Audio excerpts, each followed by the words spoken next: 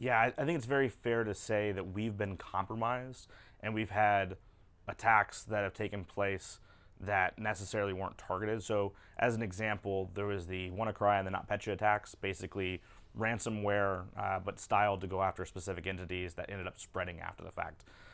Those sort of caught the news for big impacts like Maersk and Merrick and having hundreds of $1 million in downtime. But those are only 2 or 3 cases that were public. There's been dozens of more infrastructure companies that have lost operations, had financial impact. It's an attack by any means. It just wasn't necessarily targeted towards them. They just were sort of collateral damage. But the effect is still the same. We still had massive economic damage due to a cyber attack that I think 5 or 6 different governments came out and attributed to Russia.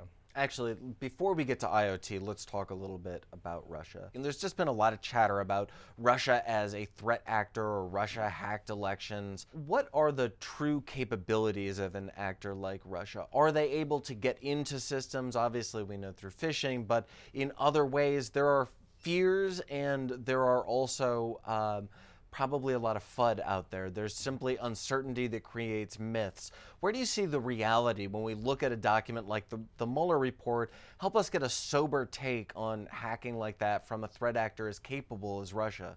Yeah, when you're talking about compromising Democrat National Convention kind of infrastructure, that's the land that any decent threat actor could be.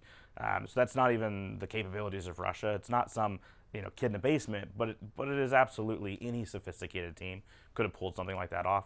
When you're talking taking down electric infrastructure or energy, that's when you're talking about the real A players. That's a Russia, that's a China, that is a maybe North Korea and Iran, but still kind of suspect on that. But when you're talking about Russian capabilities specifically, we've seen them run the gamut, and they are quite sophisticated. So I think there's a lot of FUD out there and a lot of fear, uncertainty, and doubt on the impact that's going to come. I think a lot of people misunderstand the impact from such attacks, but the ability to orchestrate and accomplish those attacks, if it's possible or if we can think of it and go, yeah, that makes sense to be something you could do in this space, then Russia would be one of those threat actors that could accomplish it.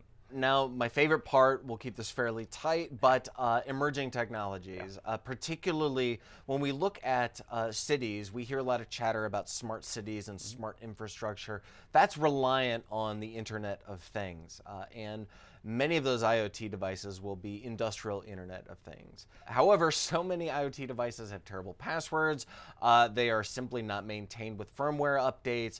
What are the risks, the emerging risks that are parallel to emerging technologies? Yeah, and it's useful to define things, right? When we think of Internet of Things or IoT, some folks will think in the context of industrial, everything from IP addresses now on sensors to robot arms to interconnected devices that previously were not. On the other side, we have the folks that think of Alexa and Hey Google and Google Home. I would say the prevalence of IoT in our infrastructure is not to a level that is exposing some unique risk. Our interconnected plants and our interconnected infrastructure is now exposing quite a bit of risk.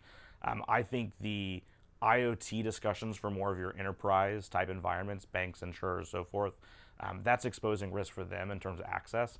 The community is going to have to take a hard look at how they're doing security on that. As you mentioned, they're largely designed to be the cheapest product possible to ship out. You're doing it in large quantities. It's a race to the bottom. That's where kind of smart regulation might make sense. On the other end of the spectrum is more of that industrial kind of infrastructure where electric power, the grid providers don't get a lot of credit. They've been doing a lot of security over the years. They need to do more, but they're doing a ton. And when we look at now interconnected environments and plants, now we need to think of that new risk. I can think of advanced manufacturing as an example, connecting plants that have never been connected before, maybe with 100 plants around the world or more. That is a whole order of magnitude of risk that boards aren't thinking about at those companies.